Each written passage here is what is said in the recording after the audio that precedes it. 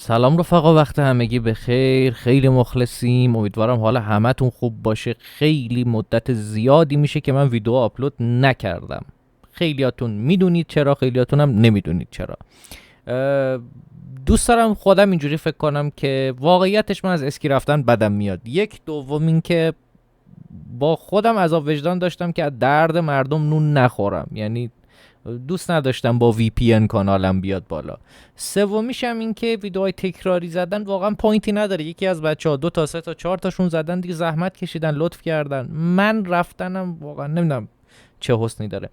ولی این چند وقت پیش، نزدیک شاید مثلا 1 ماه پیش، اتفاق خاصی افتاد که خیلی خیلی خیلی منتظر موندم تا یه نفر یه حرفی راجبش بزنه و هیچی نگفت.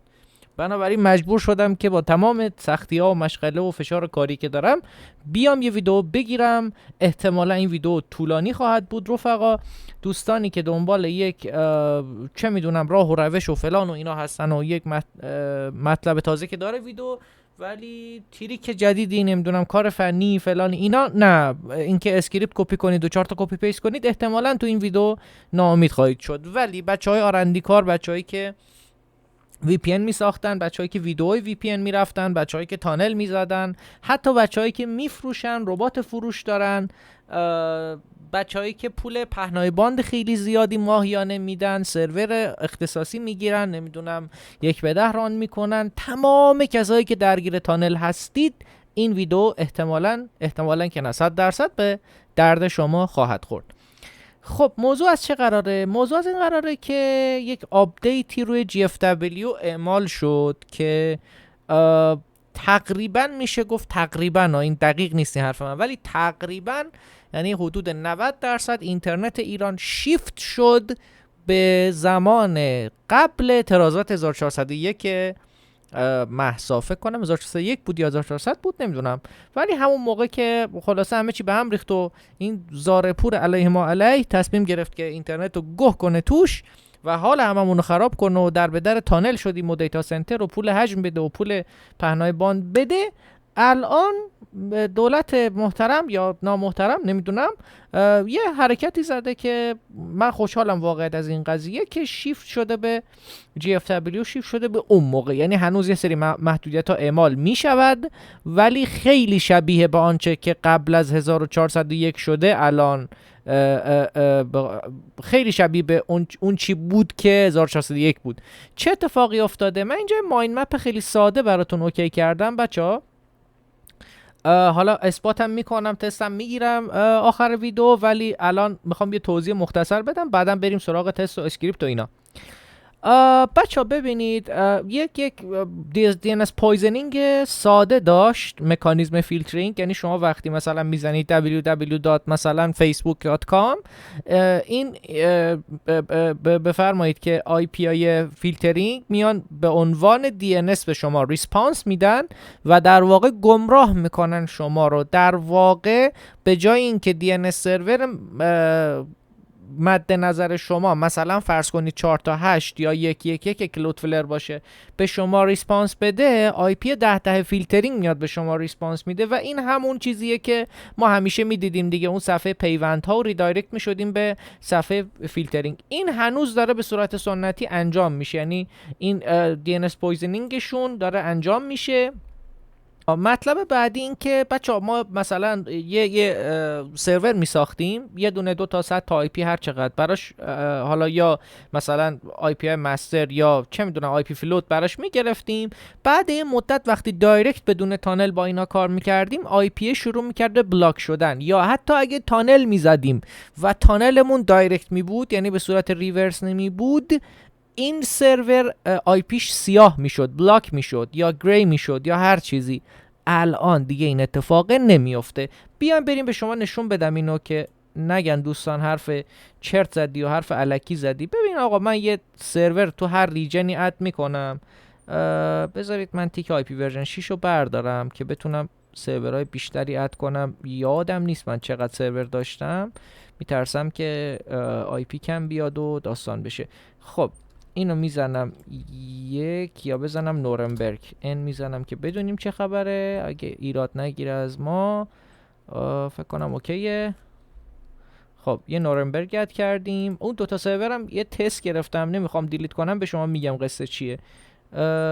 یه فالکنشتاین میخوایم دیگه، درسته؟ ببخشید بچه‌ها من یه ذره گیج میزنم به خاطر اینکه تایم زیادی هست نخوابیدم و گفتم نمیخوام دیگه این ویدیو عقب بیفته.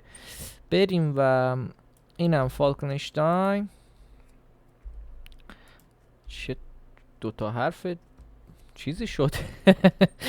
خب هلسینکی رو بزنیم. حالا مهم نیست، من 20 میزنم که سبکتر باشه زودتر بیاد بالا، ولی فکر نمی کنم خیلی اهمیتی داشته باشه. این صدای موس منم اگه اذیت میکنه خیلی ببخشید.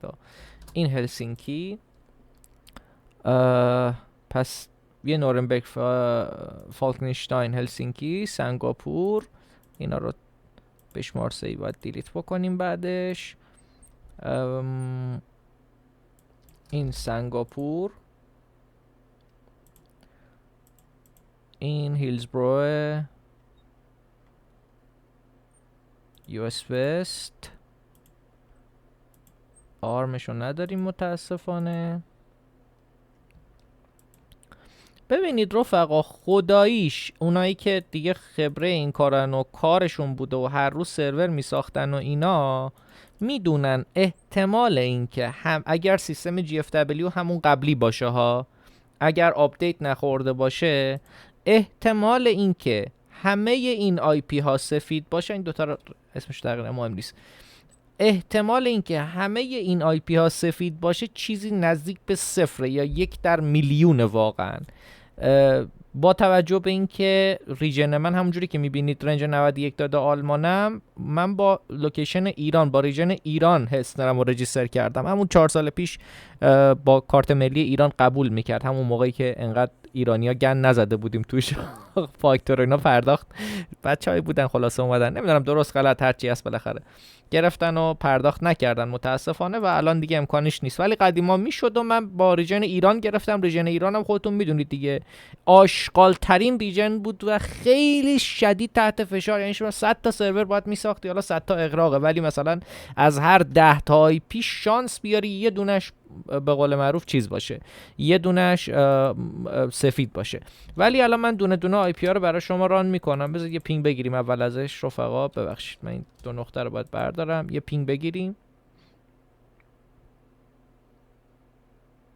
خب لوکیشن ها ایران میبینید باز همه 2.22 میزنم واسه تی سی پی، چون بعضی وقتا پینگو میگیرید، ولی اصل مطلب اینه که تی سی پی شما کانکت بشه. خب من دیگه پینگر رو نمیگیرم که تایم ویدیو بالا نره رفقا. این آی پی اولمون چندمی بود؟ 242.1 بود. آره 242.1. میرم فالکنشتاین رو بزنم. فالکنشتاین رو اینجا میزنم. ببینید فالکنشتاین کانکتد شد، یعنی سفید کاملا. میرم برای لوکیشن هلسینکی فنلاندم، کانکتد شد. حالا این احتمالاً ببینیم too many open files، این مشهده نمیدونم چرا حالا، ولی سفیده، مطمئنم سفیده رفقا. اینم بزنیم. داستان اینم میگم رفقا، اینو یادتون باشه. حالا اوکی مشهد بازه، پس ممکنه روی فنلاند یه ذره هنوز محدودیت باشه. بریم کجا؟ بریم اینجا. امریکا رو من بزنم، باز روی مشهد تو منی اوپن پورت زد. امریکا 5070 زدیم و آخریش که اشبرن هست. خب میبینید که تقریبا همه آی پی ها سفید بودن. خب البته این نباید معیارمون باشه ها رفقا، این چه چاره ای نداریم این کارو میکنیم. من واقعیتش داشتم این سیستمم طراحی میکردم، یه دیستریبیوتد پینگ سیستم بود برای اینکه از طرف کلاینت به اینا پینگ بزنیم، که خب الان چون باز کردن دیگه واقعا ضرورتی نداره و به همین اکتفا میکنیم. میتونم با اونم نشونتون بدم خیلی، ولی اهمیت خاصی نداره. پس آقا جان این آی پی هایی که الان ما داریم اینجا، این آی پی ها بلاکیج آی پی ها به صورت کامل به نظر من برداشته شده. چیزی که من دارم میبینم دیگه آی پی زیر ساخت بلاک نمیکنه، چه با دایرکت تانل چه با عرض کنم که به صورت مستقیم وصل شدن. بحث ایران اکسس رو داریم. ایران اکسس بچه ها سختگیرانه تر شده اتفاقا. یعنی اگه شما مثلا حساسیت روی سرور ایران مثلا 2 بوده زمان زارپور، الان شده 8. یعنی به صورت محسوس هی عرض به حضور شما حساسیت ها روی ایران اکسس رفته بالا، مخصوصا اگه شما ریورس بزنی. اگر 1/10 باشی که به شدت قوی تر دارن کار میکنن روی ایران اکسس ها، پس مواظب باشید رفقا. آخرش میگم که قصه چیه، اصلا این پوینت این ویدیو چیه. این همون داستانیه که میخواستم توضیح بدم برای مشهد. دوستان یه داستانیه، ظاهرا آپدیتی که بردن سر GFW، قصه اینجوری شده که به جای اینکه IP های سرور رو بلاک بکنن، دارن میرن رو IP های کلاینت. یعنی من برای خودم اتفاق افتاده، مثلا میگم به یه ویتوره، به یه ویل CCP ساده متصل شدم، بعد دیدم که کلا چیز بوده، عرض به حضور شما پینگ نداده وقتی کنترلر گرفتم توی مثلا حالا ویتوره N یا ویتوره NG، هرچی فرق نمیکنه. بعدن مودم رو یه خاموش روشن کردم یه IP جدید بگیرم، و IP پشت نتمو میگم چون IP ما که ولید نیست، ما یه تعداد آدم هستیم، مثلا 20 تا 30 تا آدم توی محله یا هرچی، اینا همه پشت یه IP میفته، یعنی نت میشه IP های ما. وقتی خاموش روشن میکنی میری پشت یه نت دیگه، یعنی یه گروپ آدمای دیگه یه IP ولید دیگه به شما مثلا 20 نفر دیگه میدن. وقتی اون IP دومیه رو گرفتم، دیدم همون سرور، همون IP که در ظاهر بلاک بود ران شد و جواب داد. با اوپن وی پی ان رو تست کردم، با ویتوره تست کردم و به این نتیجه رسیدم. پس حالا شما اگه کانفیگ دایرکت به کاربرتون بدین و دیدین که مثلا میگم جواب نداد براش و قطع بود، میتونید به کاربرتون بگید آقا یه بار مثلا اینترنتتو خاموش روشن کن یا گوشیتو خاموش روشن کن که یه آی پی جدید بگیره، ببینید کانفیگتون اونجا جواب میده یا نه. من اینو تست کردم رفقا. اینایی که میبینید قرمز زدم یعنی محدودیتایی که هنوز هست، اینایی که میبینید سبز زدم یعنی چیزها، محدودیتایی که برداشته شده. خب بذار یه چیزی هم نشونتون بدم رفقا تا بعداً بریم رو مبحث بعدی. SSCP دایرکته. خب دامینی هم که دیدید مال خودمه. بعد SSCP دایرکت سرتیفیکیتش هم اد کردم و اینجا ببینید من پروکسی ندارم روش. خب نو پروکسیه. اسپیتس بگیریم ازش، خط فیبر آسیاتک است. ببینید دایرکت و یه 2-3 ماهی هم هست چند تا یوزر تست دادم از این استفاده بکنن که خیالم راحت باشه این میمونه. یعنی مطمئن هستم الان یه تعدادی از بچه‌ها میان توی کامنت یا توی گروه مینویسن که آقا ما هم میدونیم کار میکنه دایرکت، ولی بعد 1 ماه 2 ماه 3 ماه آی پی رو میزنن. اولا آی پی رو که نشون دادم آی پی نمیخوره. 2 من اینو 1-2 ماه دارم تست میکنم، سافتیتر پشتشه، SSTP L2TP حتی OpenVPN و خود کلاینت سافتیتر داره جواب میده. دارید میبینید 2-3 ماه دارم تست میگیرم. خب البته 2-3 ماه که آره تقریبا 1 ماه و نیم میشه گفت، 3 ماه دروغه، 1 ماه 1 ماه و نیم نزدیک به 2 ماه میشه گفت که این الان ران شده. عرض به حضور شما 2 تا آپدیت فکر کنم GFW داد. تو این 2 تا آپدیت هی پروتکل های دیگه باز شدن. مثلا موقع من اینو ران کردم اوپن وی پی ان هنوز بسته بود، الان بازه، نشونتون میدم.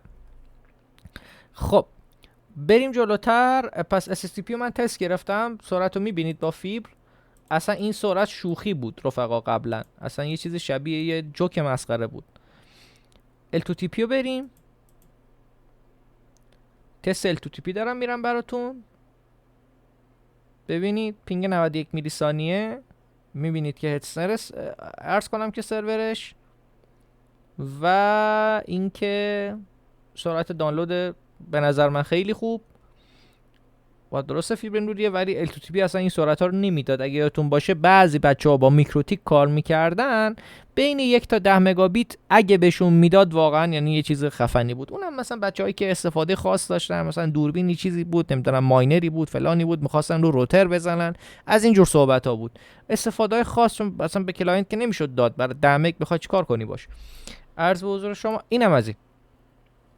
خب رفقا من پوینتم برای این ویدیو، یعنی اصلا این کانتنت رو برای این گرفتم واقعیتش که فکر کنم وقتش رسیده، چون خود دولت به صورت عمدی به نظر من این قابلیت رو، یعنی این محدودیت رو برداشته که نیازی به تانل نباشه. اولا فشار داره به نتورک خیلی میاد بابت استفاده از تانل، یعنی مصرف 2 برابری ما داریم میکنیم از پهنای باند. و اینکه برای خیلی از کاربرا قیمت‌های وحشتناکی شدی. البته الان خیلی بهتر شده ولی باز هم قیمت‌ها بالاست. ما احتمالاً نیاز داریم بیایم سمت دایرکت، و اگه خیلی از بچه‌ها بیان سمت دایرکت چی میشه؟ اولین اتفاقی که میفته اینه که VPN به شدت ارزون میشه. یعنی اگه دست به دست هم بدیم، هم یوتیوبرها که اینجا نوشتم، بچه‌هایی که محتوا میسازن، دیگه نمیخواستم حالا لیست کنم، همه بچه‌ها دست به دست هم بدن، هم محتوا بسازن، هم دوستانی که حالا بحث تجاری کار میکنن، نمیدونم شخصی کار میکنن، نان پروفیت کار میکنن، همه دست به دست هم بدن، بیان سراغ دایرکت، این تانل لعنتی رو ول کنن. اتفاقی که میفته بازار رقابتی میشه و قیمت میاد پایین. ما احتمالاً دوباره VPN های 5 تا مثلا 10-15 هزار تومانی رو به چشممون ببینیم، هرچند که خیلی از بچه‌ها اصلا دارن نان پروفیت کار میکنن، فری کار میکنن، با تبلیغات مثلا همون اپلیکیشنی که ساختن امورات میگذرونن. ولی باز هم یه بخش عمده از بازار دست عرض کنم که تجاری هاست و به قول من VPN های پولیه که اینا به شدت قیمتش باید بیاد پایین و قابل استفاده باشه برای مردم. وقتی این کار بشه، یعنی مفروض این بگیریم که این اتفاق بیفتد توی 2 3 4 5 ماه آینده، ما میتونیم بایکوت کنیم مافیای اینترنت رو، مافیای پهنای باند و مافیای فروش سرور رو. خدا وکیلیش رفقا، قیمت پهنای باند اینیه که ما داریم میخریم الان. یعنی قیمت مثلا هر مگابیت پهنای باند باید بین مثلا 280,000 تومان تا 160 تومان باشه. یه مگابیت پهنای باند ددیکیت بندویت باید این باشه قیمتش. معلومه این نیست، چون تقاضا زیاده براش، اینا دارن اینجوری ناز میکنن. به نظر من البته حالا ممکنه یه نفر مثلا تو دیتا سنتر کار کنه یا بندویت داشته باشه یا خریده باشه یا هر چیزی بیاد بگه آقا غلط کردی، تو چی میدونی فلان، باشه آقا هر چی تو میگی. به نظر من قیمت این نیست. حالا شما میخوای فروشتو بکنی بیا فوشت هم به ما بده، ولی به نظر من نه قیمت سرور اینه نه قیمت پهنای باند. چون من قبل مهسا رو کاملا یادم میاد، برای بچه‌هایی که وبسایت داشتن، استارتاپ داشتن، مجبور بودن به هر نحوی از سرور استفاده بکنن یا از مثلا حتی سرورهای حجمی، میدونن که قیمت این نبود. حتی اگر با تمام دلار و تورم و فلان اینا اگه به صورت طبیعی پیش میرفت، یعنی قضیه VPN انقدر هات نمیشد و به سرورهای داخل نیازمند نمیشد، باز هم قیمت این نمیشد، قیمت خیلی پایین تر می بود. انقدر دیگه پررو شدن بعضی از این دیتا سنترها اومدن تا گیگی 1000 تومن بردن بالا، گیگی 2 تومن 1000 تومن، این صحبت ها هم میکردن. به نظر من بخش سرور و دیتا سنتر باید به اون هدف اصلیش برگرده، یعنی بحث استارتاپ ها، بحث وبسایت ها، بحث عرض کنم که وبلاگ ها و سرویس های دیگه مثل باکت و میل سرور و انواع اقسام به قول سازمانی و اینها، نه VPN. VPN کار دیتا سنتر ایرانی حداقل نیست. اگرم قرار باشه جایی واسه ما ناز بکنه اون خارجی ها نه ایرانی ها. به هر حال دولت هم به این نتیجه رسیده دیگه، حداقل یه گام برای مبارزه با مافیای فیلترینگ برداشته دیگه. حالا نوبت ماست. من نمیگم دولت کار خوبی کرده ها، یه حق طبیعی خودمون رو به خودمون برگردونده. اوکی؟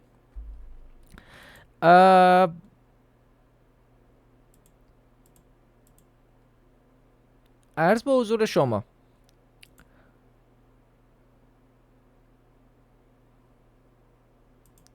بازم عرض کردم اگه این اتفاقا بیفته، به هر حال مافیا اینترنت رو بتونیم ما بایکوت بکنیم، قیمت VPS و قیمت پهنای باند چون تقاضا نداره دیگه، یعنی همه بیان سمت دایرکت، قیمت VPS و قیمت پهنای باند به شدت دراپ میکنه و همین باعث میشه که استارتاپ ها رشد بکنن. برای بچه‌هایی که میخواستن وبسایت بزنن، به خاطر این ببخشید اینجوری میگم کثافتی که VPN به بازار دیتا سنتر زد، نتونستن استارتاپ خودشون را بندازن، سایت خودشون را بندازن، نان پروفیت خودشون را بندازن، میتونن شروع بکنن.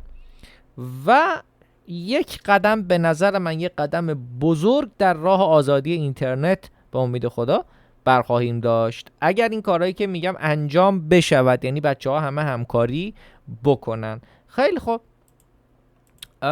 جونم براتون بگه که یه اسکریپت دارم من، اینو میخوایم با هم رانش بکنیم. من براتون گذاشتم توی فایل تلگراف برای تست، چون اینی که من الان خدمت شما عرض کردم حالا یه جورایی میشه گفت آرندی منه، تست منه، من تونستم یا من این کار رو انجام دادم. معلوم نیست این تو همه مناطق و همه زمانها صادق باشه، معلوم نیست این پایدار باشه، شاید یه ما دیگه اصلا تصمیمشون برگشت، نمیدونم یه حرکتی زدن و برش داشتن، معلوم نیست. خلاصه تو ایران نمیفهمیم چه اتفاقی میفته. پس خواهش میکنم از همه عزیزانی که این ویدیو رو دارن میبینن، حالا اگر همکار هستید، آیتی من هستید، میتونید این کار رو انجام بدید، یه تست کوچیک بگیرید و حالا من یه پول میذارم، یه نظرسنجی توی گروه یا تو کانال میذارم که هممون بتونیم مشارکت بکنیم.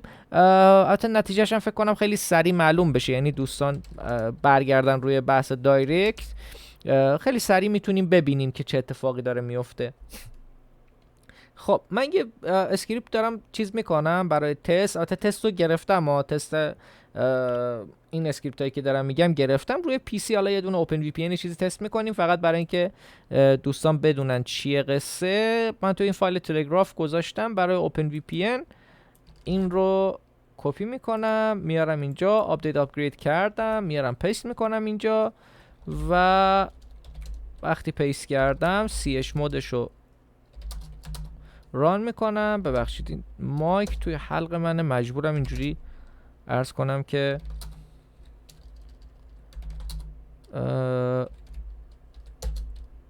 یه اینجوری رانش میکنم، یه اینتر میکنم.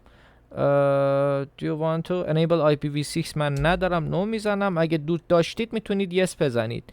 خب پورتش رو مثلا همون دیفالت میزنم، یعنی بدبینانه ترین حالت ممکن رو میخوایم پیش بریم دیگه، پورت دیفالت میزنم که اصلا ببنده اگر داره دیتکتش میکنه. میگه UDP باشه یا TCP، من TCP میزنم. فکر نمی کنم UDP باز باشه، حالا کاش UDP هم تست میکردم، اما مهم نیست. 11 چی بود؟ ادگارد نمیخواد، من کلودفلر رو میزنم. کلودفلر کامپرژن نو، انکریپشن هم نو و کانتینیو میزنم بره برای نصب. ببینیم چه اتفاقی خواهد افتاد. کلاینت نیم میگه یه اسم کلاینت براش بذار، من میذارم ایران نتورک پلاس. پسوردلس کلاینت رو زدم و خب حالا اینجا رفرش میکنیم، اینجا خواهیم دید ما. خب حالا که فایلمون ما میبینیم با همین بچه میشه با وین سی پی هم زد، ولی من چون موبایل اکسترم دارم، موبایل اکسترم همین قابلیت رو به من میده، من دانلودش میکنم میارم روی دسکتاپم و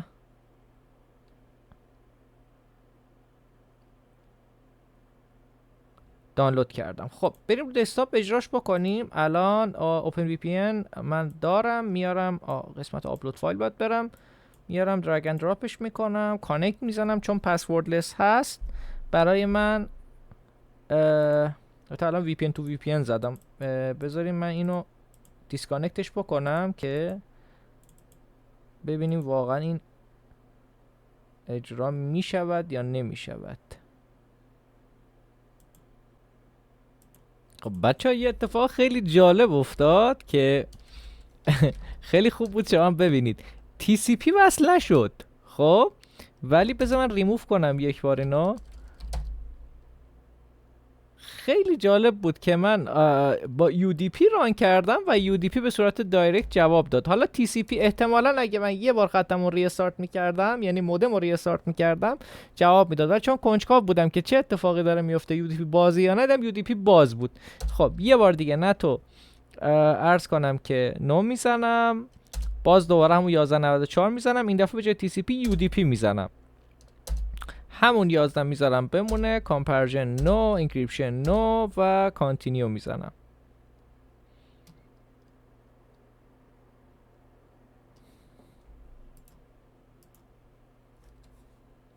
خب ببخشید IR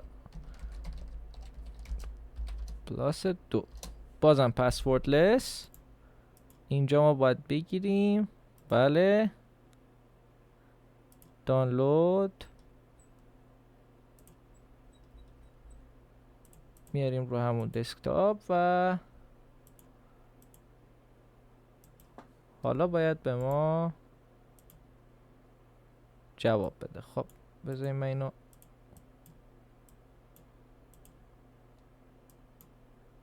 خب روی UDP وصل شد. بریم یه تست هم ازش بگیریم بچه ها. میبینید که دایرکت اوپن وی پی ان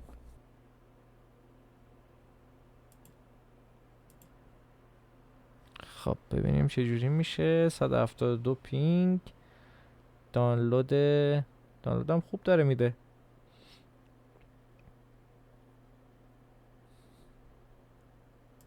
$500 مگ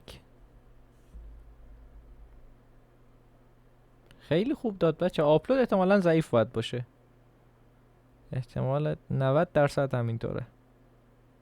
نه آپلودم خوب داد. 40 مگ حالا ای بدک نیست.